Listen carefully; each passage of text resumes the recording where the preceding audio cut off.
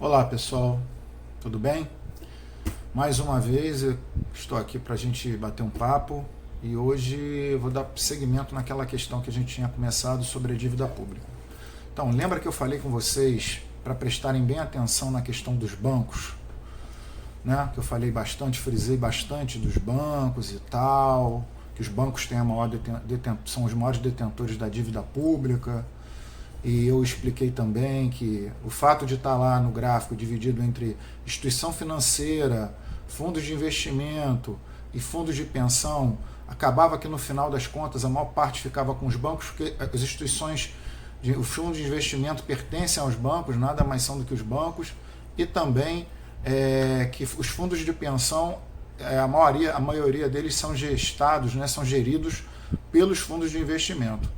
Então agora eu vou mostrar para vocês aqui mais algumas coisas sobre isso para a gente poder entender melhor como é que funciona essa questão. Bom pessoal, primeiro vamos mostrar para vocês que eu não falo as coisas da boca para fora. Eu pesquiso, a gente estuda, né? Além da gente já ter um entendimento, questão que a gente estudou economia e tudo mais, mas a gente pesquisa para mostrar para vocês. Aqui ó, Monitor Mercantil é um site bem confiável. Então aqui em 2017 está essa matéria aqui, eu posso colocar o link depois lá. Então ele diz aqui, ó, em primeiro lugar temos que esclarecer que, embora pareçam separados, as instituições financeiras e os fundos de investimento são, na verdade, a mesma coisa. Grandes bancos. Os fundos de investimento são, em essência, divisões dentro das próprias instituições financeiras que cuidam das carteiras de investimento. Ou seja, como eu havia dito anteriormente, não há, na verdade, é uma separação até mais para dificultar o entendimento, mas os fundos de investimento, a maioria deles pertencem a grandes bancos. Alguns não, mas a grande maioria pertence. Tá? E vamos ver quais são esses principais bancos. Aqui, pessoal, é que está a chave do negócio. Quem são os grandes detentores da dívida pública brasileira? Ó, entre as instituições que estão os maiores bancos que atuam no país, como o Banco do Brasil, óbvio, né, porque é o banco do próprio governo, mas toda a dívida, todos os títulos que estão na mão do Banco do Brasil é como se não fosse nada, porque o Banco do Brasil pertence ao governo brasileiro. E é uma menor parte, não chega nem a 4% do total. Os bancos estadunidenses, Merrill Lynch, JP Morgan e Goldman Sachs, são dos maiores bancos do mundo, tá, pessoal? O Bradesco, o BTG Pactual, esse aqui a gente vai ter uma conversinha sobre esse banco, o Credit Suisse, da Suíça, o Santander, que é o espanhol, o Votorantim, tá, da família do Emílio, o Itaú Unibanco e a XP Investimentos, que esse aqui sim é um fundo de investimento até bem novo, por sinal. Então, pessoal, dentro daquela lógica de que quem detém a maior parte da dívida brasileira são os bancos e que, com certeza, eles vão fazer valer a sua força, o seu poder econômico em relação a questões, inclusive políticas, de políticas públicas, de políticas sociais, de políticas de saúde, de políticas que tudo que vocês possam imaginar, eles vão fazer valer a sua influência econômica. Então, vocês já podem imaginar que não só o atual governo, mas outros governos sofreram muito dessa forte influência dos bancos. Só que atualmente essa força ela está praticamente com um poder muito avassalador. E isso daí tem muito a ver com quem hoje é o chefe da pasta da economia brasileira, que é o senhor Paulo Guedes. Quem é o senhor Paulo Guedes? Paulo Guedes, ele é um economista formado pela Universidade Federal de Minas Gerais, que fez um mestrado na Fundação Getúlio Vargas, depois foi fazer uma especialização e um PhD, que é considerado um doutorado, na Universidade de Chicago.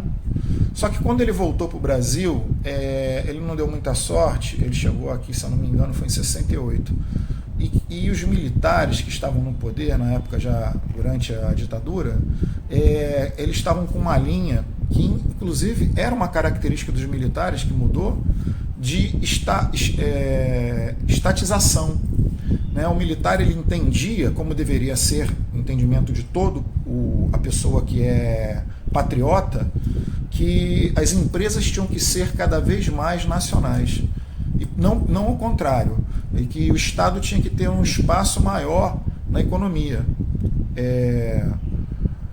O que aconteceu? Não estou aqui fazendo elogio da economia gestada pelos militares, não, até porque eles deixaram o Brasil com uma dívida externa absurda, por uma péssima gestão, e eles só engordaram o bolo para o lado dos mais ricos, para a elite, como sempre. Mas, se tem uma coisa que os militares fizeram de bom, a gente pode dizer que foi fortalecer as empresas nacionais, as estatais. Tá? E aí o Paulo Guedes, ele se sentiu meio descartado e acabou aceitando um convite para lecionar numa universidade do Chile, que na época dos anos 80 ela estava em pleno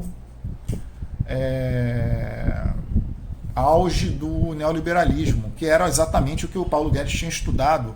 Né? O Paulo Guedes é um Hayekiano, é um cara totalmente voltado para o neoliberalismo. Ele entende economia como um estado mínimo, como o Estado sem ter nenhuma influência na economia. Era o que Pinochet estava implantando lá no Chile. E aí ele vai trabalhar lá, ele acaba entrando até para o governo do Chile, ele vai trabalhar, vai ajudar a elaborar as políticas econômicas do Chile, tá? E a gente sabe que o Chile ele está deflagrado desde o ano passado em uma guerra civil por conta do esgotamento total da questão econômica civilizatória lá, onde ninguém aguenta mais morrer de fome, a aposentadoria não dá para mais nada, as pessoas não existe serviços públicos, não existe saúde pública, não existe previdência pública, não existe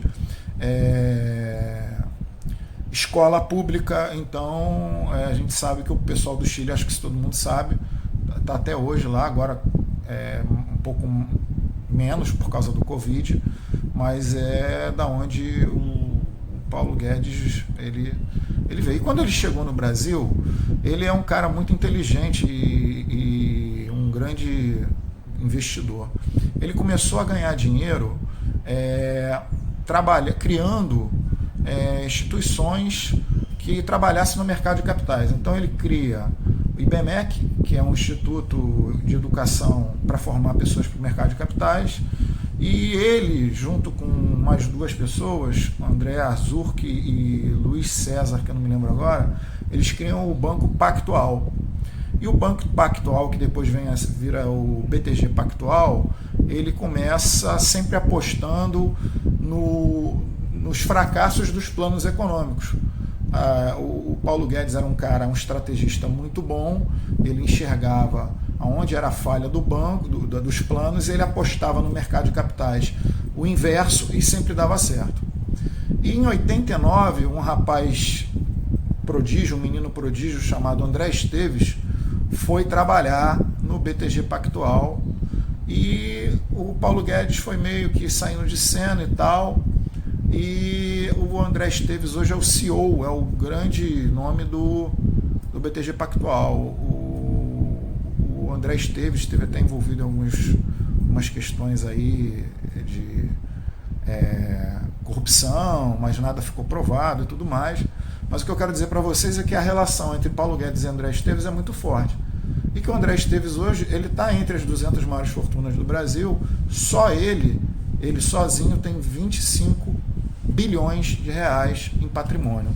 O BTG Pactual, somando todos os seus grandes acionistas, tem 30 bilhões, mais de 30 bilhões de patrimônio. E vocês viram ali, eu acabei de mostrar para vocês, que o BTG Pactual é um dos maiores bancos detentores da dívida pública brasileira. Então, se a gente refletir um pouquinho, hoje o Paulo Guedes é um ministro da Economia com superpoderes dado pelo presidente da República, e o Paulo Guedes ele é o cara que ele tem uma grande influência no mercado de capitais, né? Então, assim, a gente tem que começar a pensar se essa desvalorização tão forte que o real vem sofrendo, essa redução da taxa de juros, né, tão brusca, que a princípio, se olhar de um primeiro ângulo, é bom que se reduza os juros da taxa Selic, porque você reduz o serviço da dívida, o que você paga para os devedores. Mas, por outro lado, quando você derruba o valor do real, né, você espanta, e os juros junto, você derruba o valor do real, porque quando você cai a taxa de juros, os investidores de fora, eles vão embora, porque eles não têm mais aonde, eles não ganham mais com os juros, né, que antes era alta aqui no Brasil e agora não é mais. Pra vocês terem uma ideia, o Brasil teve uma fuga de capitais, uma fuga de investimento de mais de 55 bilhões de dólares em 4 meses. Isso é muita coisa, por isso que o dólar está subindo tanto. Então, será que não tem alguém ganhando com esse negócio do dólar subir tanto? Então a gente tem que parar e refletir um pouco sobre isso, tá? Eu quero mostrar mais algumas coisinhas para encerrar. Vamos lá, primeiro mostrar para vocês aqui, ó. O orçamento do ano passado foi de 2,700 trilhões de reais. O pessoal reclama muito da Previdência, fizeram a reforma aí que vai sacrificar o povo, mas olha aqui de quanto a Previdência Social, que na verdade não é deficitária, representa dos gastos do governo. 25,25%. Agora olha quanto que a gente paga de juros da dívida. Ó, juros e amortização da dívida.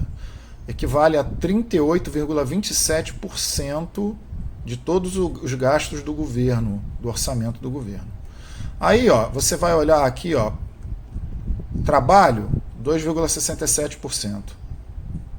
Assistência social, que o pessoal reclama tanto aí, Bolsa Família, 3,42%. Educação, 3,48%. E saúde, 4,21%. Lembrando que por causa da PEC 95, do teto de gastos, isso tudo aqui está proibido de aumentar, tá? Pelo contrário, isso aqui só vai cair, porque à medida que os anos vão passando, são 20 anos de congelamento, e isso aqui também vai reduzir mais ainda com essa reforma da Previdência que foi feita. Então, pessoal, no site Outras Mídias tem uma reportagem, O Banqueiro e Seus Tentáculos, sobre Paulo Guedes, o ministro da Economia. E olha aqui, gente, olha que coisa interessante que a gente descobre, além de você ler aqui, você tem muita coisa que você pode ler, vai te falar que o BTG Pactual, ele cresceu com Paulo Guedes como uma espécie de porta de saída para vários paraísos fiscais. Aí aqui tem um organograma do BTG Pactual, mas eu quero que vocês vejam, ó, observe o organograma assim, chegamos à lista de filiais do BTG localizados em paraísos fiscais.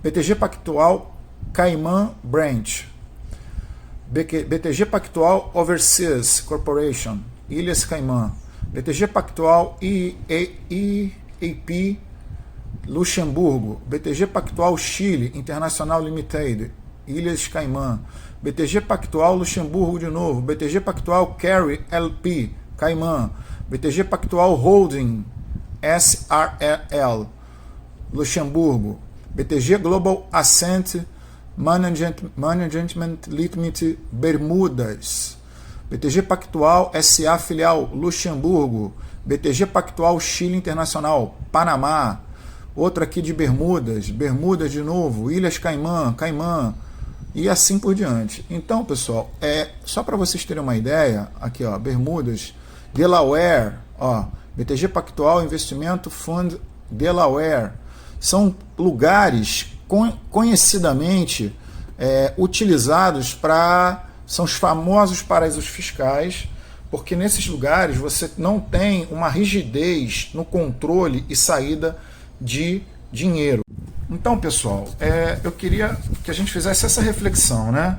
Você tem um cara que é um banqueiro poderoso, um cara que entende muito de mercado internacional, de mercado de capitais, de investimento, é um neoliberal, é um cara que ele não entende que, principalmente nesse momento de combate ao coronavírus, ao contrário do que outros países estão fazendo, aumentando cada vez mais os investimentos e o crédito, que é o que eu chamo de dinheiro novo, colocando mais dinheiro na economia, ele não vê isso com bons olhos. O Brasil continua ainda muito baixo com relação a injetar dinheiro na economia. Não chega socorro para as micro e pequenas empresas. A Caixa Econômica anunciou que ia ter uma ajuda aos microempreendedores individuais, a microempresas, e isso continua só na promessa. Eu já tentei entrar várias vezes, não está liberado. A fila dos desesperados continua. Não esperem do Paulo Guedes nenhuma ação para a retomada da economia com uma visão de investimento na economia. Não vai haver isso, tá? E eu queria, só para fechar, passar para vocês aqui, eu fiz uma somatória aqui das maiores fortunas, dos 200 maiores fortunas. Eu peguei alguns para a gente ter uma ideia de como esse pessoal tem dinheiro, tem patrimônio. Aqui a Ambev, só o João Paulo Lemann, ele sozinho, que é o primeiro colocado, ele tem 104 bilhões e 700 milhões de reais. Total do somatório dos maiores acionistas da Ambev dá 186 bilhões de reais. O segundo, que vem em segundo lugar, é o pessoal do Banco Safra, que o total chega a 106,5 bilhões de reais. Depois você tem o pessoal do Itaú Unibanco, que é o outro que está lá, detentor da dívida, 89,15 bilhões de reais. Depois você tem o pessoal aqui do BTG Pactual, tá? Onde o André Esteves é o maior acionista. Aí a gente tem que pensar um pouco, mas será que o Paulo Guedes desistiu de tudo isso e não quis ficar bilionário? Será? 30,19 bilhões fortuna dos acionistas do BTG Pactual. Depois vem os irmãos da Globo, que na verdade tem até mais do que o BTG Pactual. Os irmãos Marinho, 33,600 bilhões de reais. A gente tem aqui também o pessoal do Votorantim, que está lá também entre os acionistas do Votorantim, do Hermínio de Moraes, na falecida Hermínio de Moraes, com 16,68 bilhões de reais. Eu botei aqui também o pessoal do Blário Maggi, né, a empresa Maggi, que é do ex-ministro Blário Maggi, um homem do agronegócio, com 20,25 bilhões de reais. E também, para não deixando por último aqui, o Bradesco, com os acionistas tendo aproximadamente 9 bilhões de reais, e a XP Investimento, o seu Benchimol, com 4 bilhões de reais. Tá ok? Bom, pessoal, espero que tenham gostado. Eu sei que o vídeo está longo, mas é importante. Eu gostaria que vocês compartilhassem, marcassem mais pessoas. E até o próximo. Fica com Deus aí. Um abraço para todos. E continuem em casa.